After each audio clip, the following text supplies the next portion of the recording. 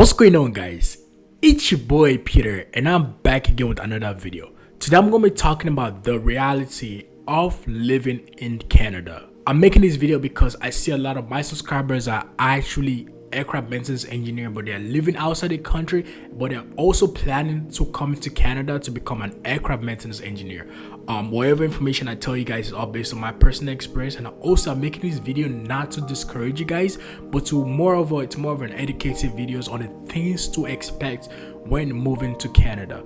I'm gonna break this down into 5 factors. So the first factor is gonna be the cost of living, the second one is gonna be the employment, the third one is going to be the salary, the fourth one is going to be the housing, and the last one is going to be the culture. Number 1, cost of living.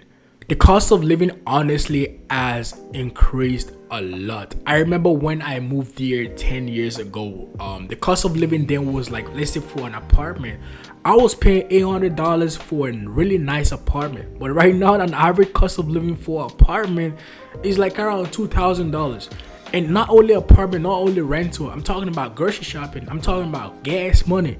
It has increased a lot. So for you guys that are planning to come here to immigrate to Canada as maybe a worker or as an international student, I would say it's better off having a plan. And the plan is making sure you have before you come here, make sure you have a job that can generate a continuous income, because if you're gonna be depending on your savings, because I had friends that came here as an international student, right, and this guy already saved up for like 6 months. It was like, no, when I come here, within that 6 months I can get a job. But guess what, within that 6 months it was so busy with school, and also the cost of living and the savings, it ran through that money in like 2 months. You know what I'm saying? And you don't want to be in that situation whereby you come here, you save a lot of money thinking that will save you up for like 6 to 7 months, and in like 3 months the money is all gone. And that's because the cost of living here has increased a lot. So for you guys that are planning to come here, I would say make sure you have a plan and make sure you have like a type of job. It doesn't have to be a full-time job, it could be a part-time job, but at least it's giving you a continuous income, so that way you can actually stabilize yourself until you maybe graduate from school or you get a better job. So yeah, for you guys that are coming here, the cost of living here has increased a lot, and I don't see this getting better anytime soon. And that's because, you know, a lot of immigrants are actually coming to Canada, which is a good thing. We need that for our economy, right? But the problem is let's say the ratio of immigrants coming here and the economic strength is not really the same. So the cost of living right now is really high. I don't see it coming down in the next 2 years. For you guys that are coming, like I said, make sure you have a plan ahead of time, you know, getting a job, trying to connect with people, and trying to, you know, make sure you find something that can generate an income for you. Number 2, employment. For this part, I'm going to focus more on aircraft maintenance engineer because that's what I have more experience in. For the employment side, for aircraft maintenance engineer, it has increased a lot. I'm saying like it's way more easy to get a job right now as an aircraft maintenance engineer. I know I've said it a lot in my videos, and that's because I am surprised myself. I remember when I graduated, man, it was so hard to get a job then. But now it's way more easy, and not only for people in Canada. I'm talking about people for outside the country. And now, for you guys don't know, right? It's way more easy to come into Canada with this process called skill trade. And back then, you need an employment letter, you need an employment offer to come here with the skill trade. But now I think they are actually giving work permits for people that have an experience back home, and they're giving them without, you don't even need a job offer you to come here. So right now, like, an aircraft maintenance engineering is one of those one of the most demanded skill trade right now in Canada. You know what I'm saying? So for you guys that are planning to come here as an aircraft maintenance engineer, definitely this is the perfect time to try to come here. And that's because it's a lot of opportunity. It's a lot of opportunity right now. The pay might not be the best, and it might be a little bit hard to convert your license, but right now it's a lot of opportunity, like I said. So yeah, this is the perfect time to come here as an aircraft maintenance engineer, and I don't see this going down anytime soon. I would say in the next 5 to 6 years, I don't see it coming down anytime soon. So yeah, for you guys that are coming here, planning to come here as an aircraft maintenance engineer, it's the perfect time. The third one is the salary. This is where I personally have a problem with, and I feel like with time the government of Canada gotta intervene, and that's because most Canadian companies are not paying that good. Especially for aircraft maintenance engineer, I would say compared to the amount of work we do, the amount of stress we actually go through, the salary we're getting right now, and also the crazy increase in cost of living, the salary we're getting right now is probably not the best. For a single guy like me with no family, no kids, yeah, it's perfect. You can live a good life. But someone that has like a kid, that has like 2 to 3 kids, that has a whole family, honestly, you need like 2 jobs to survive, compared to with the salary. Like I said, the average salary for a licensed person, it depends on the company also, is like $30 to like, if you're lucky, you get a job in like a airline, then you getting like $55 an hour.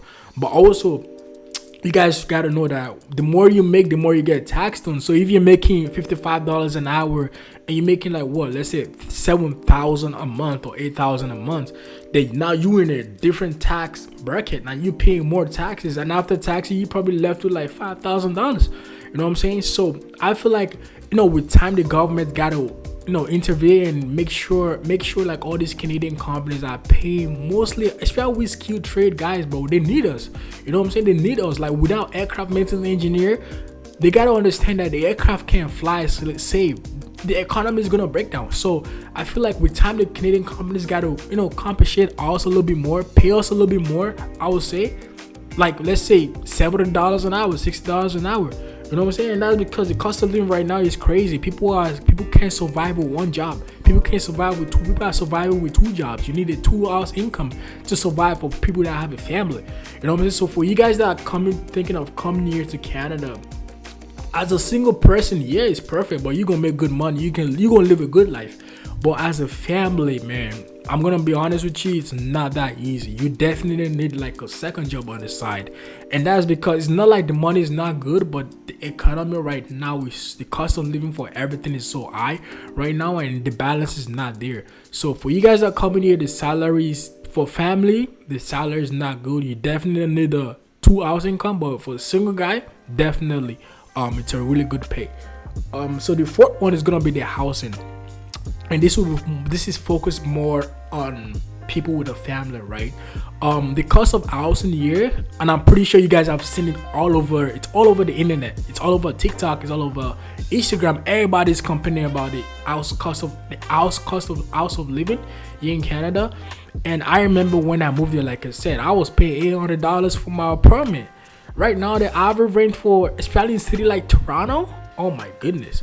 And this is something I gotta advise you guys, right? When you guys are planning to come here, I would say choose your province wisely. I would say choose your province or city wisely. You coming here, Ontario is probably not the best place to move. And that's because, man, it's really not only really expensive there, to get your permanent residence too is kind of difficult. And that's because the population there is too much. It's a lot of immigrants coming there. So if you're planning to come to Canada, I would say Nova Scotia is a pretty good province to go right now, and that's because it's way easier to get your permanent residence. Cities like Winnipeg, Regina, those are a good place to get your permanent residence. Calgary, it's a nice city to get your permanent residence. So you got to make sure, do your research well, and make sure you choose a province that can get you your permanent residence, right? Because at the end of the day, we come here as an immigrant. The main goal here is to stay here, to get your citizenship. So like I said, make sure you choose your city wisely, and also cities like that too are not that expensive compared to like city like Toronto. Like an average rent in, like, let's say Halifax is a little bit expensive. Let's say Winnipeg, an average rent there is like, let's say around $1,200, and you can get a nice 2-bedroom apartment there. But average rent in Toronto, man, you talking about you paying like around $3,000 for rent. And not only renting to buy a house right now is so difficult, and the interest rate has increased a lot. And I feel like in the next 5 years, I don't see it coming down. So this is something you gotta expect. Coming here as an immigrant, coming here as a worker, or as an international student, the housing year is gonna be a little bit tough on you. I know people that are suffering and struggling right now, to pay their mortgages, and that's because the interest rate has increased. Like the average housing here is like around $500,000, and that will get you like a 2-bedroom. Condos here in Toronto is going for like almost 3 million, 2 million.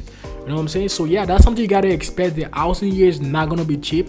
It's gonna be a lot of money, and I don't see it coming down the next 5-7 years. The last one is gonna be the culture.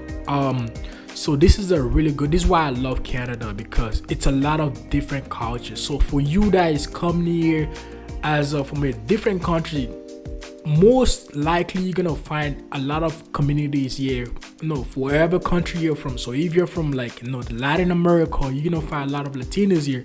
If you're from India, if you're from Africa, Nigeria, you're gonna find a lot of people from your country here. And that's the beauty about Canada. So it's not gonna be like you're far from home. You can actually feel like you're home here. You know what I'm saying? You can get your culture food here. You can speak your languages here, because a lot of people speak different languages. For you guys who know, Toronto is like it's actually the most multicultural city in the whole world. Like it's a lot of people from different countries here. So if you're thinking about, how am I gonna communicate? How am I gonna find people here? Trust me, you're gonna always find your people here. You know what I'm saying? So that's the beauty about Canada. The culture here is pretty good. But yeah, those are my few points and a few factors. If you guys have any more questions, let me know down in the comment section. Like I said, this video is not here to discourage you guys, but more to educate you guys and tell you guys on the things to expect when coming to Canada. Do not forget to like, share, and subscribe. Love you guys.